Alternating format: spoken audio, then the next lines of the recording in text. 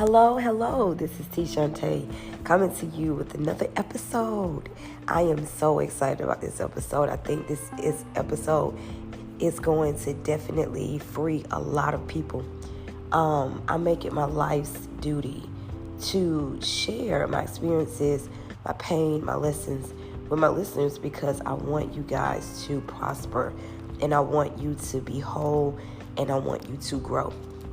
Now, a lot of people are considering therapy. I've considered therapy, and I actually have been in it a few times, but I don't know if I saw the long-term benefits because I didn't have the right type of help. But what this episode is going to be about is looking at yourself, asking yourself, what have you done to create chaos, discord, unhealthy relationships, bad circumstances in your own life. What I want you to understand is that we cause so much harm on ourselves, so much more than what others can inflict. Now, I've had some trauma, and lately I've had some dreams about it, and I didn't realize what kind of trauma I've experienced in my childhood. And those are definitely not good foundations in order to springboard from NBA whole functioning individual, right? A lot of our childhoods go unhealed. A lot of our adulthood, we are stuck in blame. And some of the time, our own choices are what stifle us the most, okay? When I look at my life and I thought I had made good decisions, one child, and I prided myself on that. And, I'm successful in my career and I met most of my goals. And then I ended up pregnant at 44 years old. And the gentleman who I decided to procreate with definitely does not embody it in any form the characteristics that I desire in a mate. It was very disappointing. I'm starting over with a new child, and that's okay. That's fine. That's great. That's to be celebrated. But the person with whom I'm supposed to help me raise this child is psychotic, mean-spirited, hard-hearted, narcissistic, and you name it.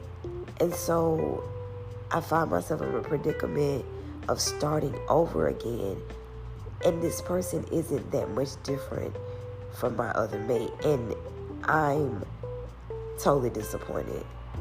I don't have anyone else to blame but me. I made that decision to carelessly be in the bed with someone who I thought had more character. And unfortunately, when some people find themselves in a place where they've got to commit or they made a life-changing decision, they decide to be in other situations. You don't really know a person until you know how they were raised. You don't really know a person until you know their morals or their values. And what if theirs does not align with yours? And so I can't say my mom being an addict when I was younger has anything to do with it. I felt that being the daughter of addicts definitely affected my self-esteem, the way I saw myself, what I thought I was worthy to receive. I really struggled with receiving, joy and living in that space because I was depressed for a while. And a lot of good that I saw others with, I never thought I deserved it. I didn't even know if it would come to me. I felt like because my childhood was so dark, maybe that was my plight in life, even though I was very driven to be educated, you understand? But I didn't have a choice, and a lot of times I made decisions because I was in survival mode. So here I find myself later in life making decisions that I don't know at this time if it was the best one. Now, I decided not to take the life of this child, but it's definitely been an emotional situation, because who wants to be a single mom once, twice? I prided myself on just having my one daughter, because her father and that experience taught me not to repeat this mistake over and over and over again. So what am I trying to say? I want to free some of us today, because even though my parents made some very different and difficult decisions, I remember what I got from them. Was the situation always loving? Not necessarily. My mom was an addict for years, but she abused herself. You understand? And I might have been a byproduct of some of it, definitely. But I decided not to allow her decision to be an addict to affect me in such a way where I would make bad choices. So why don't I feel great at this moment? I just thought things would be a bit different. I am making a great decision by giving birth to my daughter, but I know my choices in men has been horrible. And so I'm in a dilemma where I'm sitting and meditating on the fact, or meditating and saying, I don't want to repeat the same mistake. I don't want to allow this individual in my life. I've learned that abstinence is definitely the option for me. I'm suffering emotionally because I'm going through this pregnancy with the support of friends and family, but the man, he didn't get some things he wanted, and he's angry, and we're disconnected at this point. He doesn't respect boundaries. He's very volatile with his mouth, and I don't deserve to be in a situation like that. This lesson definitely will cause me to grow. But before I can look at it that way, I don't have anybody to blame. I can't say because I went through certain things in my childhood that I'm looking for love in the wrong places, and that's why. Maybe that is why. Maybe it's not. Maybe I saw red flags and I didn't care. When you become an adult, you have to see things differently so you can grow.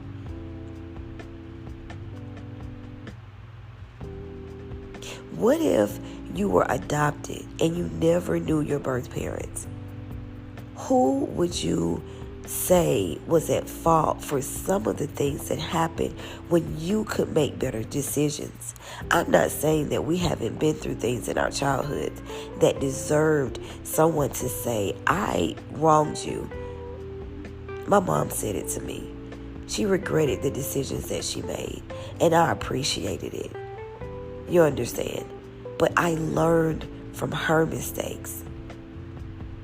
And it's great when you're raised by compassionate, caring people, even when they have struggles in their own life.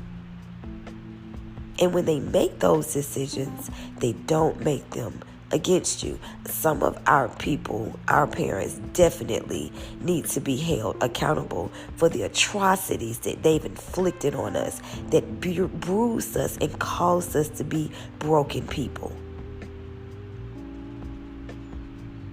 And these generational curses were passed down because nobody stopped them and said, you're wrong. Nobody held them accountable. Maybe they didn't allow anyone to. And they're still self-destructive, you understand? So I understand where that could be a problem. But me being an adult at this age, having more children, having to arrange my finances to accommodate, and looking forward to raising a whole individual, I've got to get myself whole. What have I done in the past? Bounce from one relationship to the next. People don't treat you the way you should be treated. That is a fact. Parents, aunts, cousins, sisters, brothers, they are not the source. They will not be able to love you unconditionally the way that God can. We are looking for love and validation in the wrong places from people who are broken themselves. And we enter into these agreements, these invisible contracts with men who only want to fulfill a need. And nobody prepares us for that. Nobody's sitting us down and talking to us about the dangers of fornication, the dangers of adultery that leave us so broken and leave pieces of agony and trauma behind long after the deed has been done. Nobody puts this on social media. Nobody talks about these kind of things on Instagram. Nobody's putting this on TikTok. The BBLs, the weaves, all these things, all this stuff, how sex is glamorized, and nobody's talking about their pain.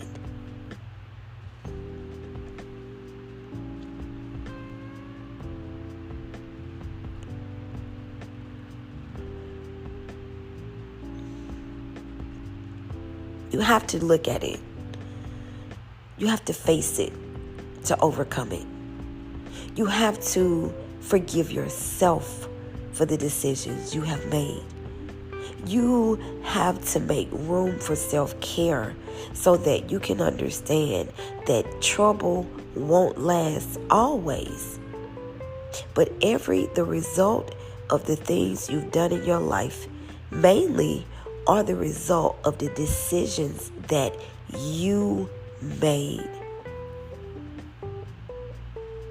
I know a family member who's always blaming everyone for their misfortune, so to speak, who's never looking internally to do the work to grow, always lashing out in anger, having temper tantrums in their 50s.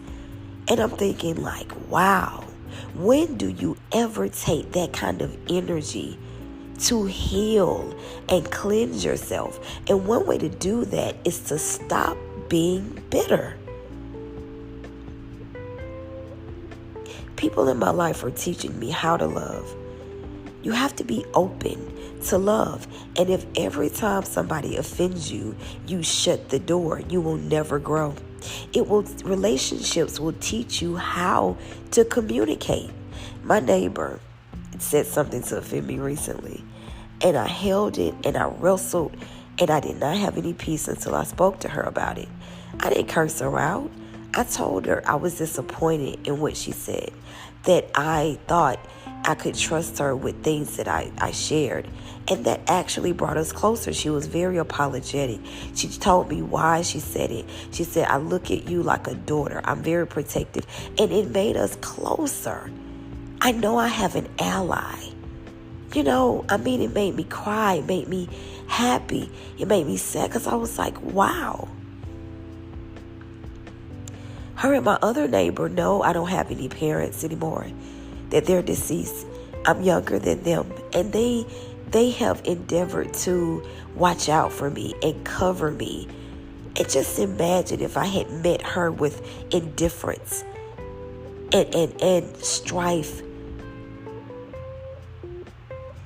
Being kind is something, and open to love is something you're going to have to practice in order to heal, because people can hurt you, but people can heal you as well. Everybody's not going to hurt you intentionally. And if you know that person's track record and you know their heart, don't assume that everything that they say or do is to harm you. God created us as social creatures. If you're in isolation, you're going to be depressed. If you're in isolation and you're not vulnerable with your heart, you're going to. You have to allow general people in your circle who have wisdom, knowledge, understanding, patience to help you walk this walk. to help you grow your limb back, to help your heart to be stronger. You understand?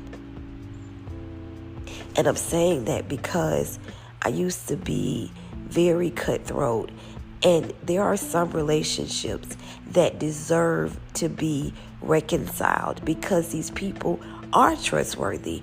They're just people with faults that make mistakes. Now, there is a difference between safe people and unsafe people. And once you can distinguish if this person is safe or unsafe, then you can move forward with trusting them with bits and pieces of your pain, of your life, and then give them a pass. I used to get upset when everybody wasn't at my beck and caller, when I called around and they weren't available. And then I'm thinking like, wow, everybody's not going to always be available, right?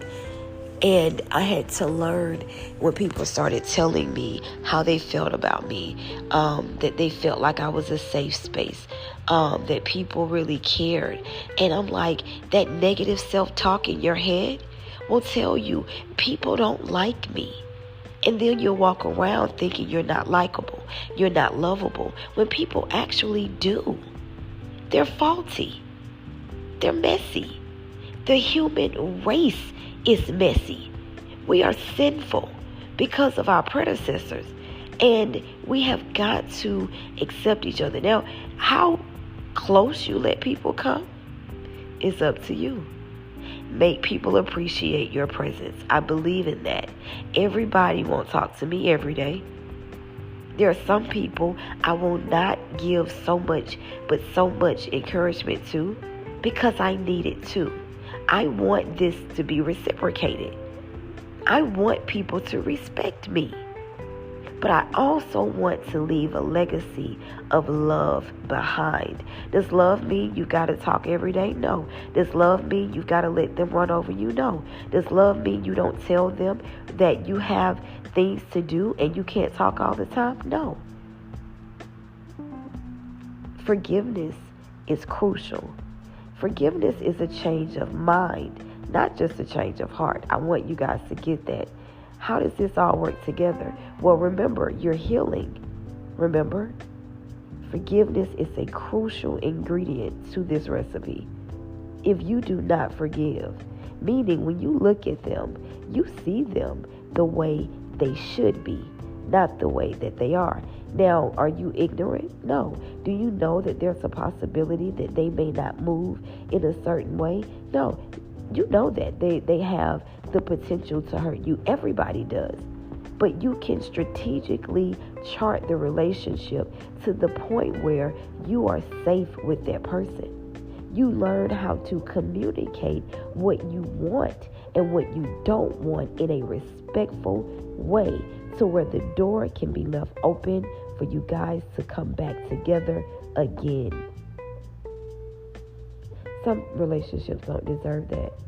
But no relationship should get you to a point where you're out of character, because it is essential for your livelihood, for your business, for your motherhood, for your children, your legacy, that you remain calm, that you are level-headed, that you are strong, and that you weather the storm, and that you do not fight with the weapons that the world uses against you. I don't have to tear people down. I'm too tired to come up with these words that could kill someone's spirit. I realize in the past I fought that way, and it's toxic. It is terrible. Words can harm you in a way that sticks can't. Your body can heal from wounds, but your heart takes a long time, and it never forgets what somebody says about you, how they feel about you when they look at you, calling you names, ugly, those things, they cut long into the future, way after the moment has passed.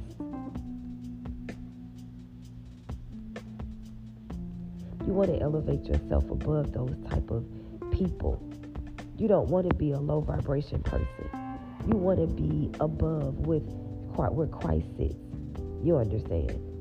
So I challenge you today not to do the work on others, but to do the work on yourself. If you work on others and you endeavor to forgive them, does that mean you don't know that they're toxic? Absolutely not. That means you don't wish any ill harm on them. That because God says He gives grace to the evil and good people. The rain falls down. He loves both. And I had to realize, no matter how angry I am with someone, God still can decide to bless them. I can't determine that. Are they worthy of breath because they hurt me? Absolutely. Now, I may not always think people deserve what they get, but trust me, there's something going on behind the scenes where God is going to vindicate what they did, and He's going to bring it to them, and they may be suffering because of it and not even know that their immediate suffering comes from what they did to you in the past. But I want you to do yourself a favor and let it go. I want you to see them and smile. Don't expect anything from them. They're not capable of giving you what you need. God has other mothers in your life. God has other sisters in your life. God has other aunts. He sends us strangers who are angels in disguise to help us along our journey, to aid us when we don't know what to do, when we don't know where to turn, when we don't know who to call. I want you to look for those people, and I want you to acknowledge their presence in your life, and I want you to pray that God sends them your way. We are never without a family. Some of our people that are kin to us are not family, and that's okay. You can still be kind to them. You can still fellowship with them every now and then, but you know where you stand. It's hard fellowshipping with fake people. It's hard, and the older you get, you don't want to do it. But there's got to be 2 or 3 people who really love you, and there's got to be at least one who understands you. It's hard to be understood. We are very unique souls, and when we find someone who understands us, treasure them. Treasure them. You don't want to live a life lacking love because you wanted to protect yourself all the time. Being pregnant, and I have been talking a lot about it in these last few podcasts, is because it's made me so vulnerable. It's humbled me. Raising one child, it's been pretty easy. It's been tough at times, but I had my mom and my dad when she was born. I had so much support. I've been the queen of everything because it's me and my daughter. Oh, I got another one coming. I'm older, I'm tired, and I need more support. And God has been sending it to me. So that independent spirit, I've had to let it go. I've had to say I have needs that I never even recognized I had. Need for people. Need for good relationships. You understand? It's scary. But just because you have had trauma does not mean God created us to be needy. Did you know that? It's the worldly side of us. It's the world that tells us we don't need nobody. That is the biggest deception. The devil wants you to believe it.